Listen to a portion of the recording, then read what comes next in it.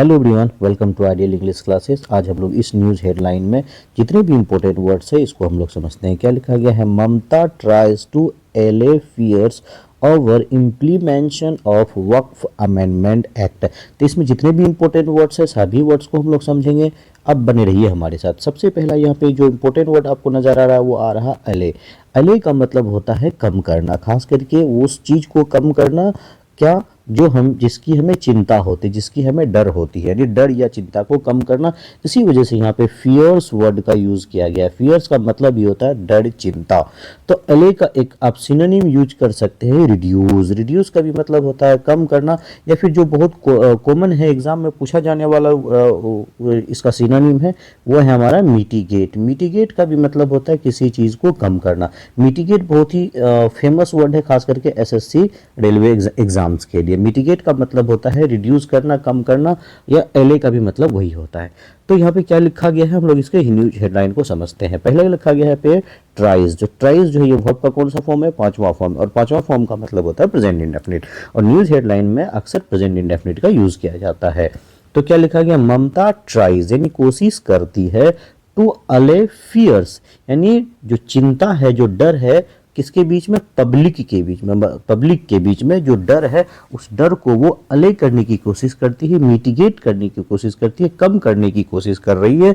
किस चीज का डर है भाई? फियर के साथ ओवर का यूज किया जाता है। फियर ओवर किसके भी? इम्प्लीमेंशन। बहुत ही इंपॉर्टेंट वर्ड है यहाँ पे इम्प्लीमेंशन। इम्प्लीमेंशन एक नाउन है। इम्प्लीमेंशन का मतलब होता है किसी भी नियम या किसी भी कानून को अमल में लाना, है ना। क्या होता है? अमल में लाना या उसको लागू करना। तो ये जो डर है, जो फियर है पब्लिक के बीच में, किस बात का डर है भाई? ये इम्प्लीमेंशन की अमल में ना आ जाए, ऑफ इम्प्लीमेंशन ऑफ वक्फ, जो वक्फ एक्ट है ना, जो वक्फ अधिनियम है, ये इम्प्लीमेंट ना हो जाए, इसको लेकर के पब्लिक के बीच में क्या है? डर है। और इस डर को ममता बनर्जी क्या करने की कोशिश कर रही है? एले करने की कोशिश कर रही है। और यहाँ पे क्या है? एक वर्ड आया अमेंडमेंट। अमेंडमेंट का मतलब होता है, क्या होता है इसका मतलब? इसका मतलब होता है संशोधन। जब भी कोई एक्ट में या कोई भी संविधान में जो संशोधन होता है उस संशोधन को बोलते हैं अमेंडमेंट। तो चलिए हम लोग इस न्यूज हेडलाइन को, है ना, सरल हिंदी में समझने की कोशिश करते हैं। तो ममता जो बंगाल की जो मिनिस्टर है, ममता ट्राइज टू अले फियर्स, कि ममता कोशिश करती है डर, चिंता को कम करने की, over implementation of Waqf amendment act. यानी पब्लिक के बीच में जो फेयर है पब्लिक के मन में, उसके मन के डर को कम करने की कोशिश करती है। और वो डर किसके वजह से है? अमेंडमेंट यानी वक्फ एक्ट, यानी वक्फ अधिनियम लागू ना हो जाए, इसको लेकर के जो पब्लिक के बीच में डर है उस डर को वो कम करने की कोशिश कर रही है।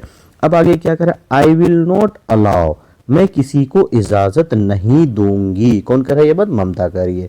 एनीवन, किसी को, टू टच, छूने के लिए, माइनॉरिटीज की, माइनॉरिटीज को छूने की किसी की इजाजत मैं नहीं दूंगी। और ये स्टेटमेंट किसका है? बंगाल सीएम का है।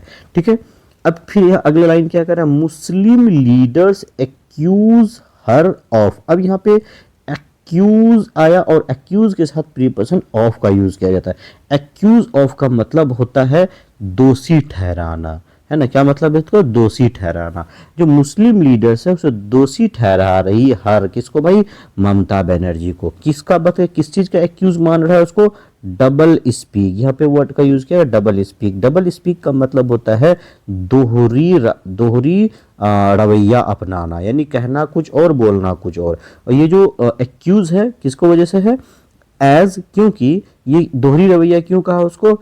एज, क्योंकि a letter for uploading properties on the Umeed portal surface, क्योंकि उन्होंने एक लेटर जारी किया और उसमें ये कहा गया कि आपको अपलोड करना है प्रॉपर्टीज को। कहाँ पे? प्रॉपर्टीज के कागजात को अपलोड करना है। कहाँ करना है? उम्मीद पोर्टल पर। एक तरफ कह रही कि आपको उम्मीद पोर्टल पर कागजात भी अपलोड करना है, और दूसरी तरफ कह रही है कि डरने की ज़रूरत नहीं है और उस डर को वो कम करने की कोशिश करती है।